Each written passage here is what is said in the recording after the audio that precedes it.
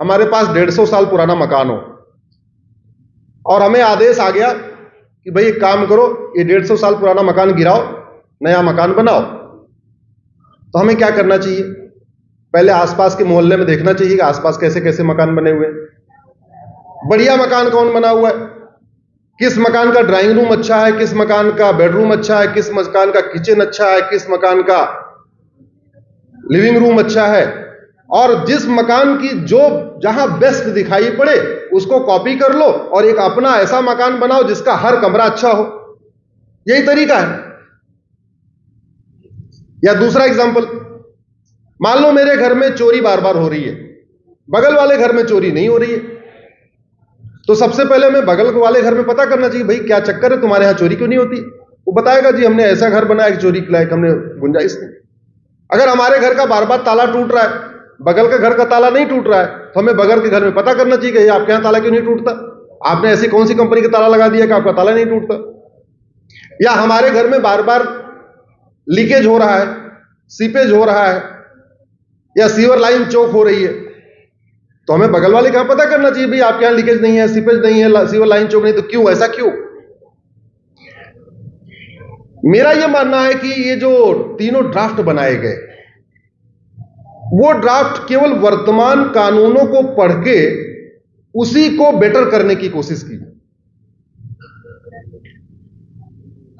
कानून बनाते समय यह नहीं देखा कि सिंगापुर में क्या चल रहा है, या अमेरिका में क्या चल रहा है, या फ्रांस में क्या चल रहा है, या चाइना में क्या चल रहा है। अगर हमारे यहां साइबर फ्रॉड ज्यादा है और सिंगापुर में नहीं है, तो हमें कहां के कानून को देखना चाहिए? सबसे पहले जोर से बोलिए जरा, सिंगापुर के। अगर हमारे यहां चिटफंड कंपनी बना बना के लोगों को लूटा जाता है, लेकिन थाईलैंड में नहीं लूटा जाता, तो हमें थाईलैंड वाला कानून देखना चाहिए। अगर हमारे यहां स्कूल कॉलेज में बीड़ी के अंदर सिगरेट गांजा बेचा जा रहा है, सिगरेट के पैकेट में गांजा बेचा जा रहा है, लेकिन सिंगापुर में ऐसा नहीं बेचा जा रहा है, तो हमें देखना चाहिए सिंगापुर में ऐसा क्या है भी। अगर हमारे यहां चेन स्नेचिंग है, मोबाइल स्नेचिंग है, लेकिन दुबई में नहीं है, दुबई में किडनैपिंग नहीं है, दुबई में अपहरण नहीं है, तो हमें फिर देखना चाहिए कि भारत में ऐसा है, दुबई में क्यों नहीं है, तो हमारे कानून और दुबई के कानून में क्या अंतर है।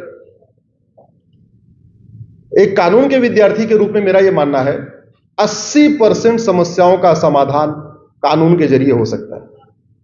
कुछ लोग ये कहते हैं कि समाज बदलता है तो व्यवस्था बदलती है, मैं इसका उल्टा सोचता हूं। मेरा यह मानना है कानून बदलता है तो व्यवस्था बदल जाती है। उदाहरण के लिए, भारत के राज्यों में अलग अलग सरकारें हैं, कहीं डीएमके की सरकार है, कहीं आम आदमी पार्टी की है, कहीं बीजेपी की है, कहीं कांग्रेस की है, कहीं शिवसेना की है, कहीं अकाली की है, ऐसे अलग अलग सरकार होती है। सरकार किसी की हो, घूसखोरी रहती है, जमाखोरी रहती है, मिलावटखोरी रहती है, कालाबाजारी होती है, नशा तस्करी होती है, मानव तस्करी होती है, धर्मांतरण होता है, घुसपैठ होती है। इसका मतलब डॉक्टर तो अलग अलग है, लेकिन दवा एक ही है। और बीमारी किससे ठीक होती है? जोर से बोलिए जरा, दवा से। बीमारी डॉक्टर ठीक नहीं करता, यह हमें गलतफहमी है। यह हमारे दिमाग में, सबकॉन्शियस माइंड में चला गया, डॉक्टर अच्छा है, डॉक्टर अच्छा नहीं होता। शरीर के अंदर डॉक्टर नहीं जाता, शरीर के अंदर इंजेक्शन जाता है और दवा जाती है। एक्चुअल में दवा अच्छी होती है और इंजेक्शन अच्छा होता है, डॉक्टर अच्छा नहीं होता। लेकिन हमें दिमाग में ऐसा बैठ गया कि नहीं, डॉक्टर अच्छा होता है, डॉक्टर अच्छा होता है। मुझे ऐसे लगता है कि जी कमेटी ने अपना काम ईमानदारी से नहीं किया। क्यों नहीं किया, उसका एग्जांपल आपको देता हूं।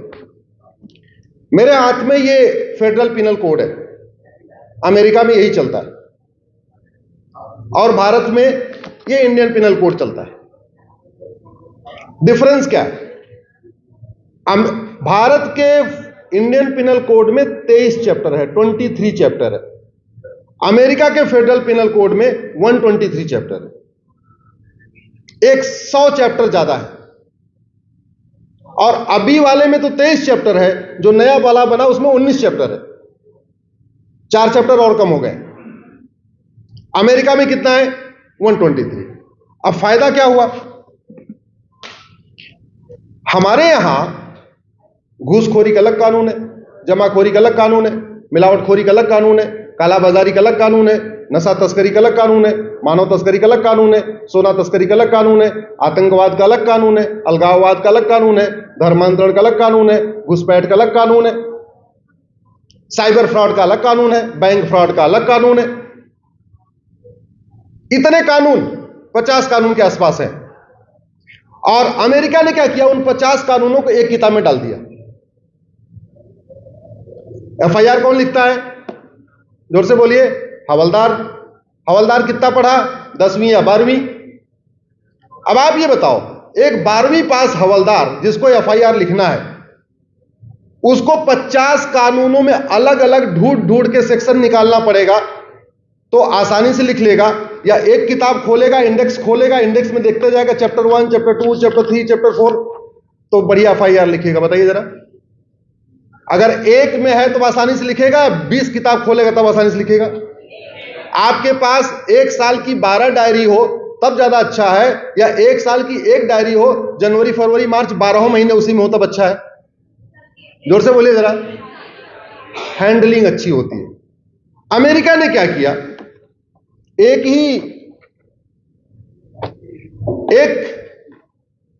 फेडरल पिनल कोड बनाया। फेडरल पिनल कोड में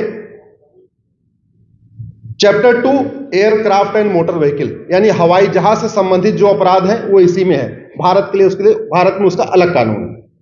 chapter 3 animal, birds, fish and plants. Chapter 3 में उन्होंने animal, bird, fish and plant कर दिया, हमारे इसका अलग कानून है। चैप्टर 4 में आर्सन, इसका हमारे अलग कानून है। चैप्टर 7 में एसाल्ट, एसाल्ट हमारे इंडियन पिनल कोड में है। चैप्टर 9 बैंकरप्सी, बैंकरप्सी हमारे यहां अलग कानून है, जबकि अमेरिका में इसी में है। चैप्टर 10 बायोलॉजिकल वीपन, इसका हमारे यहां अलग कानून है, अमेरिका में इसी में है। Chapter 11 bribery, graft